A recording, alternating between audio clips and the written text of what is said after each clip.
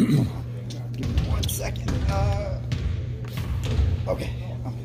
How much? What was kind of the lessons from this past preseason game where you think most improvement is needed for you guys? What was that? Just lessons from the preseason game, just things that you have to work on following the second preseason game. Well, I think we need to keep working defensively, stay connected one to each other, and play through mistake.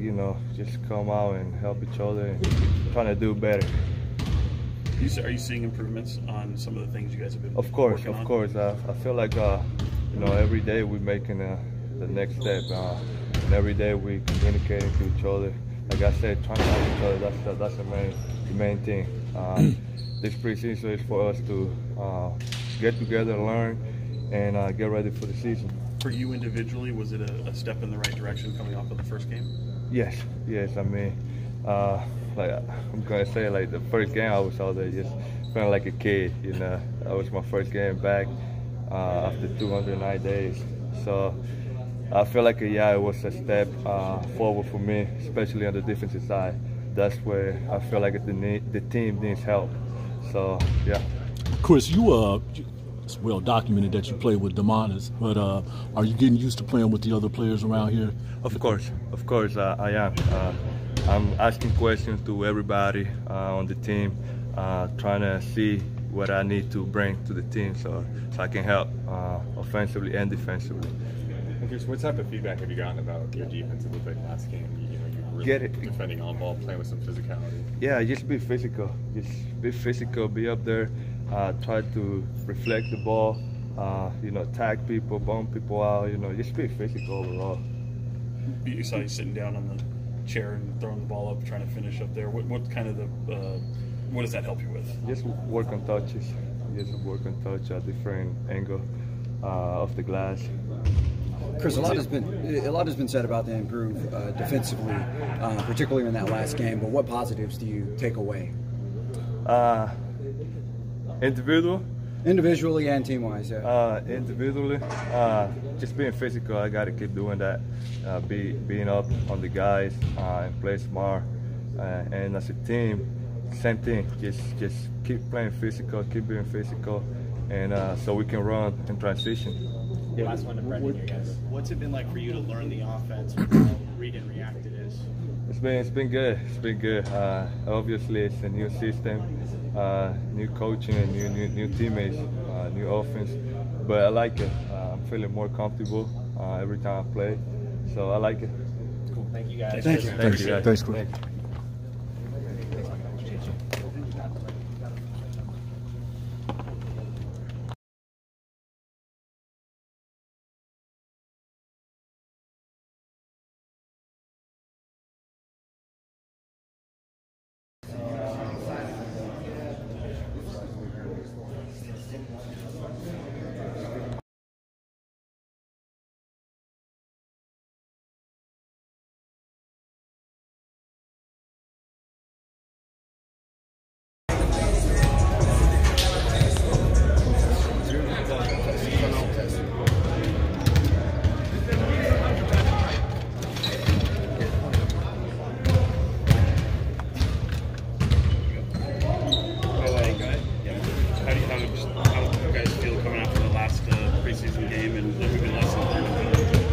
We have to work harder. The result was not like the one we wanted, but it's not the most important thing during this period of time. But as I said many times, winning is a habit, so we have to make this habit and win games, even if it's like friendly or pickup, or we have to raise our intensity, our physicality, and we have to keep getting better. Is physicality still the biggest issue right now? I think like a lot of we struggle like on both ends of the court, but I think like we're improving a little bit slower maybe than what we expected, but that's why we're working and that's why it's still October. So. How is it different for you to get some run with the other four starters? No, like it's good because like it's easy to play with guys like them that they know basketball and like they know how to share the ball and how to play in high pace, and it's really fun out there with them. Was you surprised that you got to start the other night, or Excuse me? Were you surprised that you got to start the other night, or it was just hey? Yeah, a little bit, but I'm always ready. Even if you get us a starter or off the bench, you have to give 100% for your team. How do you feel that you're fitting in with everyone, especially in regard to what you're being called to do out there? I feel good. We were here like a couple of weeks ago, and I told you like every game will be getting better, and every practice. I think like it's still adaptation time. Like coming overseas takes a little bit longer, but I'm feeling good. Sasha, where are you at defensively right now? Maybe like what you learned from game 1 to game 2? Like the game is different. Like it's faster, and there's a lot of talent and a lot of physicality. But I'm trying my best, and I think I'm in a good shape right now, and good level. As a team, what's kind of the most encouraging sign of things that you do well right now? Like we're trusting our philosophy, like the pace and the spacing and physicality. We're trusting all these things that brought this team so high last year. So we want to like build from there. And as I said, it's just the second preseason game. We have to have patience, and I know the standards of everybody are so high, but patience and hard work. What's your thoughts about practice today? Was it a little bit more intense than it has been? Like practices are good. Like I like practicing, so for me it's good. The whole training camp is intense, so we're getting to the season. We're getting close to the first official game, so we have to be ready. Cool. Thanks, guys. Thank you.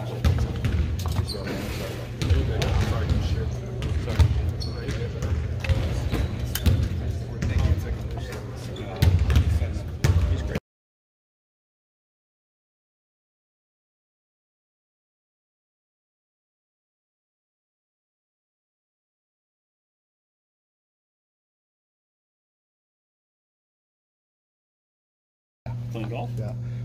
So my stepson plays golf, and so I called and asked him for a couple of pointers. I don't know much about golf. Could get a club in your hand. Yeah, you're right. so my bad. I got you. Did the Keegan the rap look like it's familiar from at least the rap on there from last year? Obviously not as serious, or is it? Yeah, no. He got hit in practice the other day, and that's part of the reason why we held him out. And so we just decided to wrap it. And he may wear the wrap for I don't know how long. I think Domus wore it all year. Yeah. I don't even know I know Keegan wore it a little bit last year. I don't know if he wore it. I don't know how long he wore it, but yeah, it's just precautionary. Gotcha.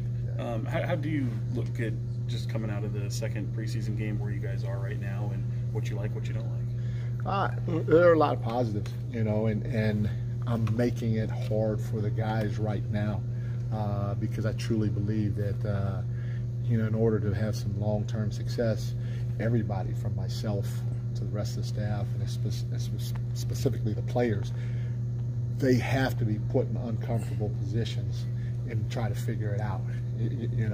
When you're put in uncomfortable positions and you're able to figure it out as a group, or come together and figure it out as a group, at the end of the day, it will help you, in my opinion, make deep runs in the playoffs. And so really offensively, we're playing out of our flow.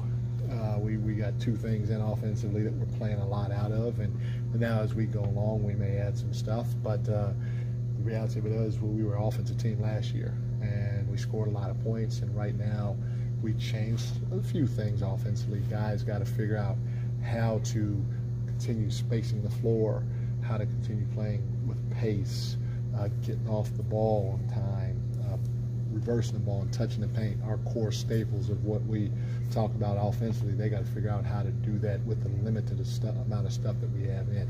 Coach Brown, when you talk about offensive, the other day before the LA game, you were talking about having these guys playing groups of 5. How's that working after 2 games right now? Again, that's another situation, and most teams are doing that part. There are a lot of NBA teams that are doing that part, that are playing a lot of guys.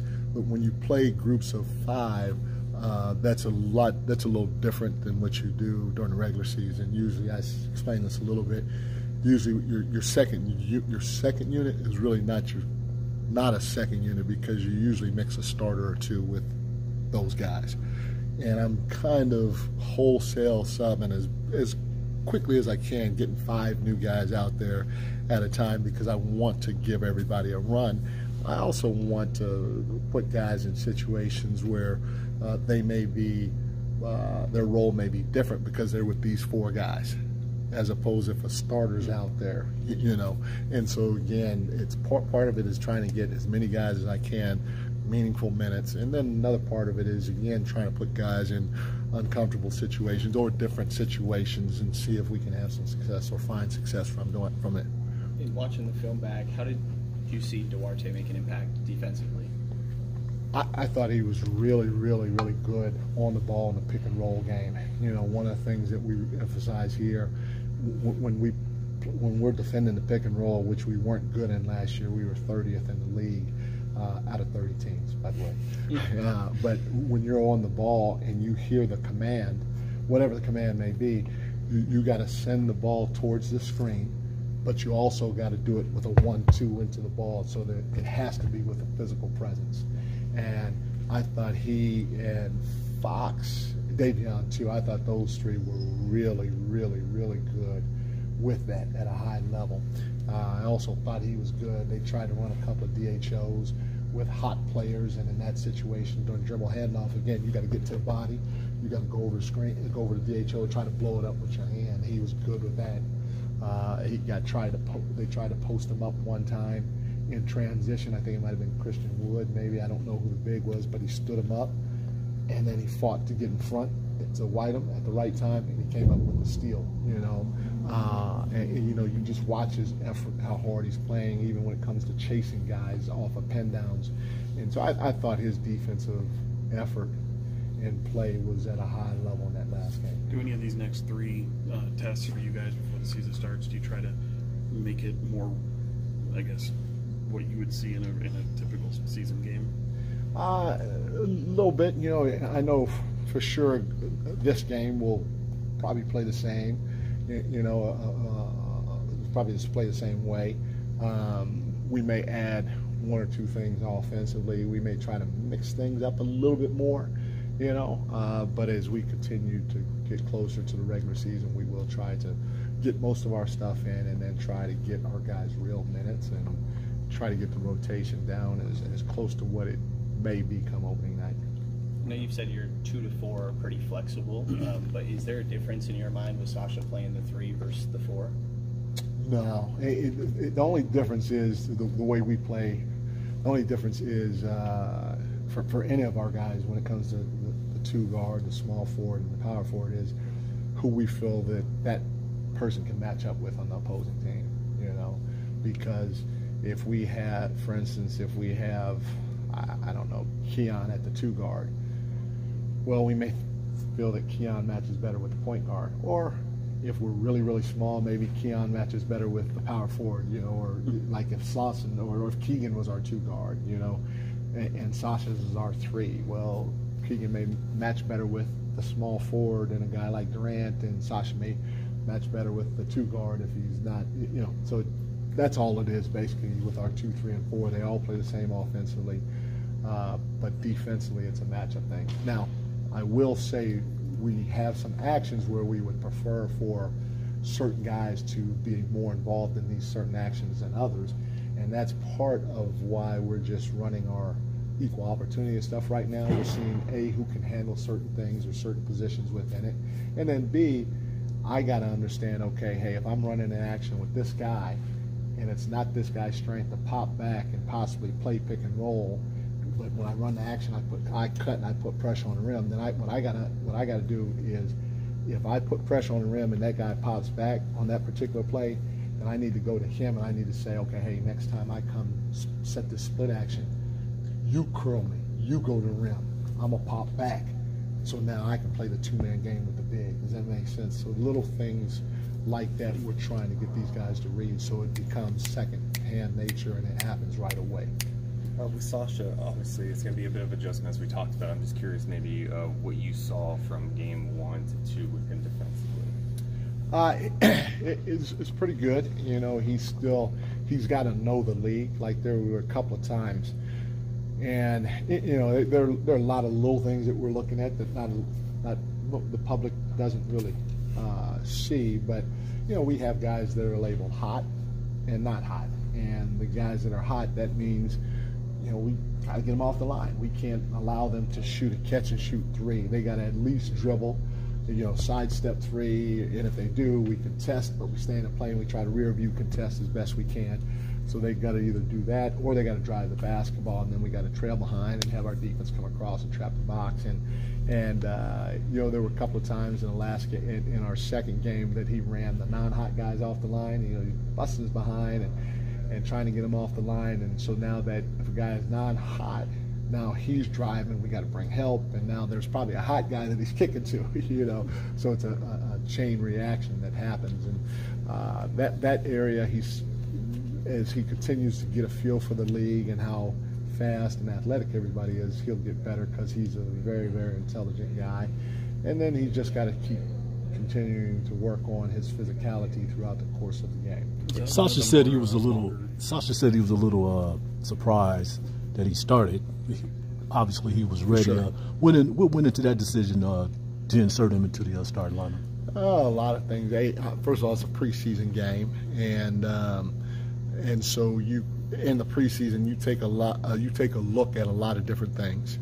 And so for me, I want to take a look at him with our starting group. I want to see how he handled it starting. I want to see how he played with Domas. Domas is different than JaVale, Domas is a playmaking big. JaVale can play make some, but he's a vertical big for us, and so it's a little different game. And then at the end of the day, I know he's 28, just a rookie, but I just want to see how he would handle it. Not necessarily his play, but handle it nerve-wise and all that other stuff. Because I didn't tell him. I don't think I told him until we got to the arena. Did the missing the run obviously is a staple of camp and practice in general. Missing the run? Free throws. Oh yeah. Today one of the more longer sessions, and when it gets that long, I'm just curious how you internalize that. Does that kind of annoy you? No. The only thing I was hoping is that our medics had oxygen over there, because I think I hit that whistle like 45 times today, because of it. I mean, hey, we got to make free throws, and it was great because at the end of the day, I mean, you saw none of them were complaining about running, because most teams would be like, why we got to run? Like, no, well, we don't have to if we just make free throws. Right. And so, in my opinion, putting guys in that situation, because peer pressure is bigger than anything else in our league, at least in my opinion, and putting them in that situation is great. It's a great opportunity for them to step up and knock 2 free throws down and keep it moving. And so, yes, that was the longest that we've done it. Hopefully, it doesn't have to go that long again. And I told the guys at the end, I said, we talk about winning the day every day, and I thought up until that point, we won the day. Because we went through that, at best we tied it. And so we have to figure out going forward how we can do better.